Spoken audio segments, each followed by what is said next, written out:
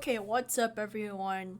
Basically, this time we're gonna talk about Macbeth, which is the next Shakespeare play, and it is for January, I believe.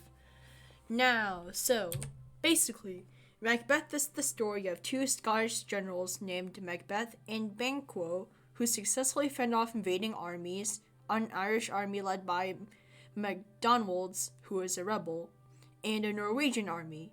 King Duncan of the Scottish hears news of this and wants to thank them for their loyalty and protection of the kingdom. Now, as the two generals cross the moor, three witches approach Macbeth and Banquo, claiming to see the future.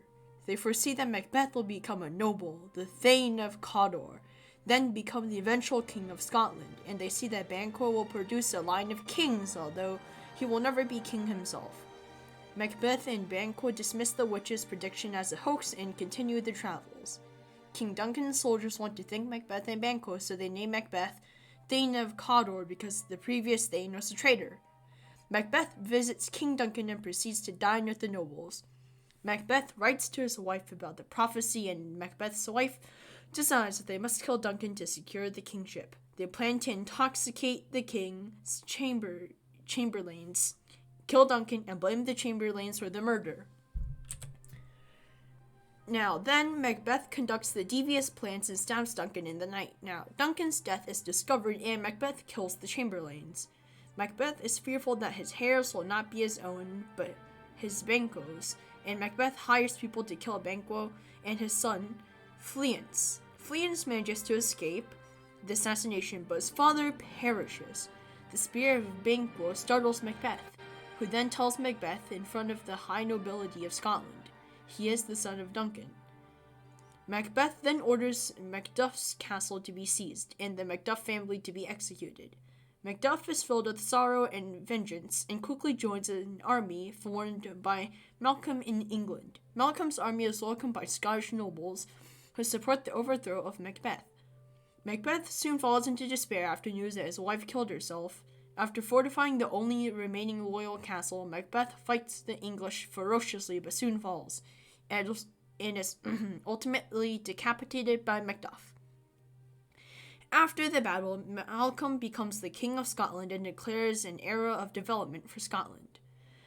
This story is full with betrayal and death, which is caused by a power-hungry family, and they're willing to go to extreme measures just to secure their royal lineage. So, the lessons that are learned from Macbeth are that humans can be more power-hungry individuals than they seem, they're more than there's power-hungry individuals, and there's more to them. So, an example of this is Doug Sweetick's brother attempts to have power and control over Holling by posting photos of him playing aerial across the school. Doug's brother isn't exactly a good person, but he is more than trying to control people and have power over Holling. And another example is when Danny, Mai Tai, and Meryl Lee tried to get Holling to buy them cream puffs, and they peer pressure him, and that shows that they have power over him and are kind of trying to get themselves power over him. I kind of just repeated what I just said, but you guys get the drift, right? You catch the drift. Alright, and that's basically the main lesson learned from Macbeth. There's also a little part about love, but that's not quite as important right now. You'll probably see why love prevails, why that's more important later in the story, but I can't really spoil the story for you guys because I don't think that's what I'm supposed to do. So, you'll know it when you read it. Love prevails, alright? That's all you gotta know. And that's basically about it for Macbeth.